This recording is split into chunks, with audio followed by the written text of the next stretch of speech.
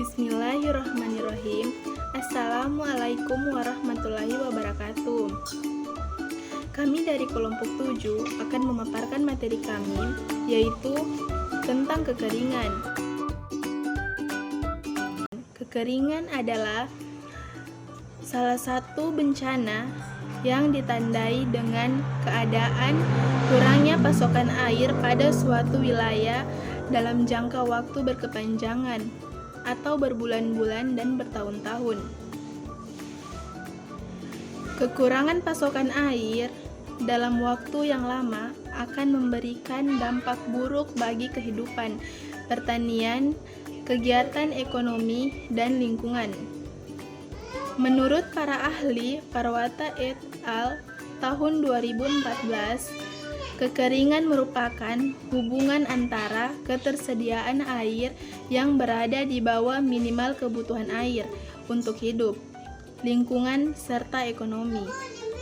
Kekeringan muncul jika suatu wilayah mengalami curah hujan di bawah rata-rata secara terus-menerus. Musim kemarau yang berkepanjangan juga dapat menyebabkan suatu wilayah kering karena cadangan air tanah habis akibat penguapan, transpirasi, dan penggunaan oleh manusia. Kondisi kekeringan yang parah dapat dikategorikan sebagai bencana alam apabila wilayah yang mengalami kekurangan air telah kehilangan sumber pendapatan akibat gagal panen atau kematian bagian-bagian ekosistem lingkungan. Kekeringan masuk dalam kategori bencana karena dapat menimbulkan kerugian bagi manusia. Bencana sendiri diartikan dalam Undang-Undang Nomor 24 Tahun 2007 sebagai peristiwa atau rangkaian peristiwa yang mengancam dan mengganggu kehidupan masyarakat, baik dari faktor alam maupun non-alam, sehingga menimbulkan korban jiwa, kerusakan lingkungan, kerugian harta, serta memberikan dampak psikologis. Riwayat terjadi di Kota Palu. Masyarakat di Kota Palu, Kabupaten Donggala, Sigi, dan Parigi Motong atau Padagimo, Sulawesi Tengah dihimbau mengantisipasi dampak kekeringan. Stasiun Meteorologi Kelas 2 Mutiara Sis Al-Jufri Kota Palu melaporkan 4 daerah tersebut masuk dalam wilayah tergolong peralihan musim dari musim kemarau ke hujan, atau sebaliknya dari hujan kemarau pada Agustus sampai dengan Oktober 2021.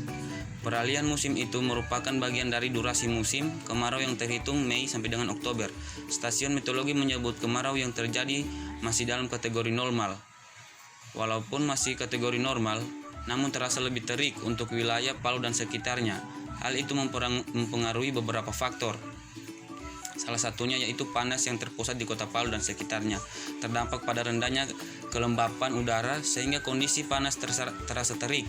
Kelembapan udara Kota Palu sekitar 30-40%, pada siang hari di daerah lain 40-50%. Karena itu suhu yang terpantau 33 sampai dengan 37 derajat Celcius di siang hari. Panas dan tingkat kelembapan yang rendah itu menyebabkan terjadinya kekeringan di beberapa wilayah di wilayah sebut Koordinator Analisa dan Pengelolaan Data Stasiun Meteorologi Kelas 2 Mutiara Sis Al-Jufri Afa Nugraha di Harsya di Palu. Upaya mengatasi bencana kekeringan. Untuk mencegah dan mengatasi bencana kekeringan, kita dapat melakukan upaya-upaya berikut ini sebagai solusi, yaitu yang pertama, reboisasi dan penghijauan. Meski reboisasi dan penghijauan memiliki arti yang berbeda, namun keduanya memiliki kesamaan, yaitu dalam penanaman pohon sebagai upaya memperbaiki alam sehingga tanah dapat menyimpan air. Yang kedua, pembuatan waduk atau bendungan.